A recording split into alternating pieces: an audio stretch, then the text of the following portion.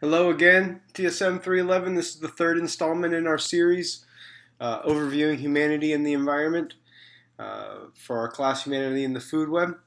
In this segment, I'm going to go over water, soils, and the land. Some interesting facts that I think you might appreciate. We have talked about the availability of fresh water, particularly for agriculture. In some parts of the world, this occurs by pumping water from our aquifers. As you might expect, areas with high production uh, do have huge consumption rates in these sectors. The U.S. is here, third on the list.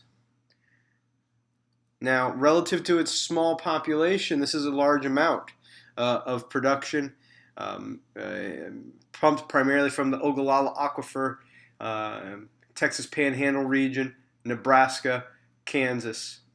Now, not to be ignored whatsoever.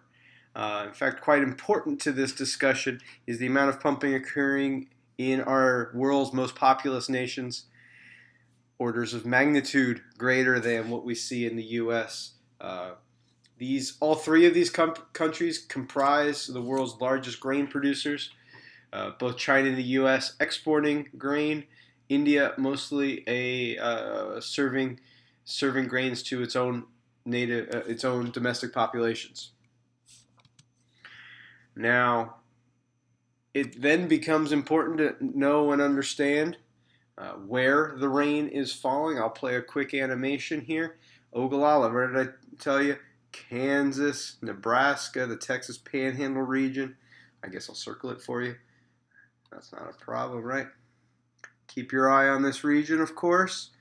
You can see there are portions of the, and it's actually more expansive than that, but it's important to note where and when those droughts occur. Even more pumping of the aquifer necessary during those periods of time. The U.S. Drought Monitor is quite useful, regularly updating the strength of long-term droughts, short-term droughts, long-term effects, so on and so forth in the U.S. and its territories. Soil degradation, it's very important to note the primary driving factor behind soil degradation, in fact, is agricultural activity. This is not livestock. This is crops. Livestock is listed here.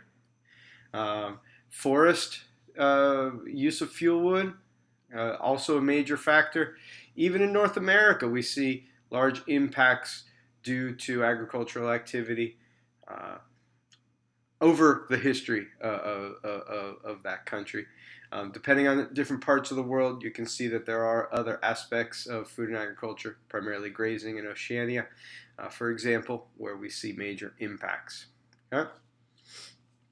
Of course, these are all proportions of impact, a fraction of impact, but it does not talk to you about total impact in each of these regions. Areas where we are seeing total impacts larger are Asia and Africa. Forest areas as a percentage of country land. So taking the U.S. as an example, we're in the yellow range. Oops, let me go backwards. We're in the yellow. Oh, sorry again. We're in the yellow range where 20 to 40% of our land area is forest area in North America. This is as opposed to regions in Northern Africa and Asia, where we're seeing huge, less than 10% of our lands. Now, indeed, in the history of the U.S., this was also a concern. Much of the forest that we're seeing in the U.S. is regrown forest, and in North America, I should say, not just the U.S. Regrown forest before coal.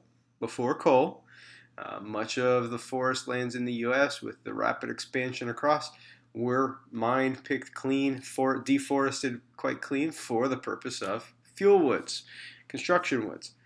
Much of those forests are recovering, especially as, in fact, in some regions of the country, some lands are even returning back to forest from agricultural uses. That's not necessarily true in many parts of the rest of the world.